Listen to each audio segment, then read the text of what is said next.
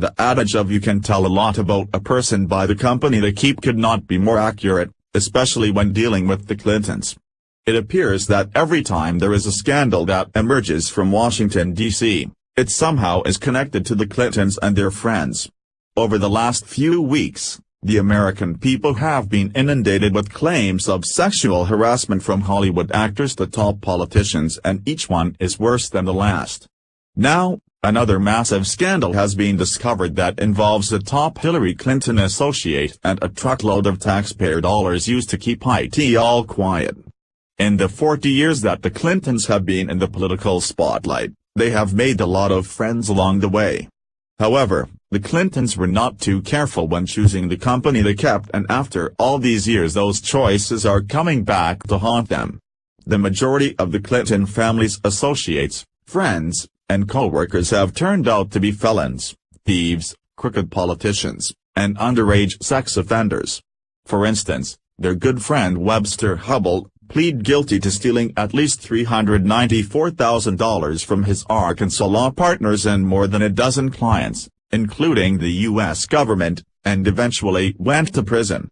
Webster Hubbell. Then there was Hassan Nemezi, who served as Hillary Clinton's national finance director during her 2008 presidential bid, gathering as many donations to help her campaign as possible. Nemezi also served as a foreign policy advisor and helped raise money for Bill Clinton's legal defense fund and the Clinton Foundation. Hassan Nemezi, and, just as you suspected, Nemezi was caught stealing millions of dollars to purchase property in New York and was sentenced to 12 years in prison, where he still sits today.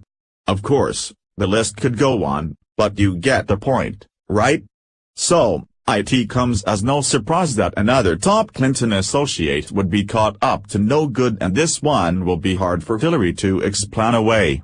Here is more from your newswire. A senior Democratic congressman silenced one of his sexual assault victims by paying her $27,000 in taxpayer money, according to a new report. Michigan Representative John Conyers settled a wrongful dismissal complaint by bribing a former employee with government money after she refused to succumb to his sexual advances. Former staffers describe Conyers as a serial sexual abuser who would prey on young female staff, according to sworn affidavits. DailyCaller.com reports. BuzzFeed News first reported the bombshell allegations and accompanying settlement after right-wing blogger Mike Cernovich provided the website with the documents.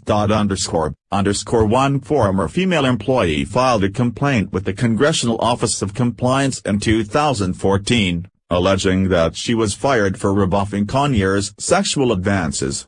It was that employee who eventually received a $27,111.75 settlement in 2015, in exchange for a confidentiality agreement. The congressman did not admit to fault as part of the settlement agreement. In her complaint, the former employee said Conyers repeatedly asked her for sexual favors and often asked her to join him in a hotel room. On one occasion, she alleges that Conyers asked her to work out of his room for the evening, but when she arrived the congressman started talking about his sexual desires, BuzzFeed reported. She alleged he then told her she needed to touch it, in reference to his penis, or find him a woman who would meet his sexual demands. Conyers regularly made sexual advances on female staffers and would ask them for sexual favors, according to the affidavits signed by his former staffers. Rep.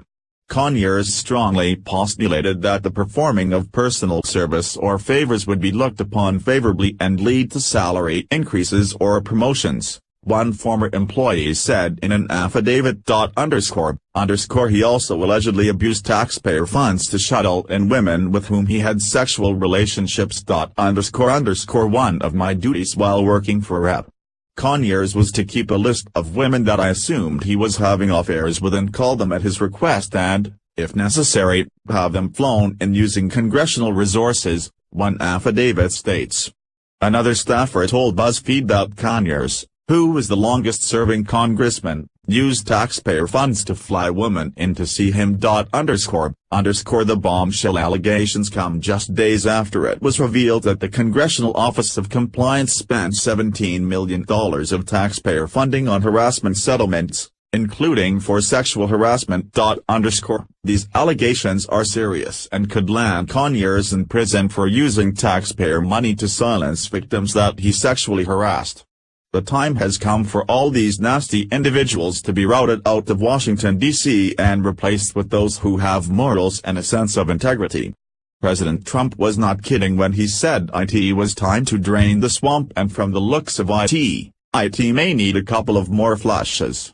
The Daily Caller. Follow us on Facebook at Freedom Daily.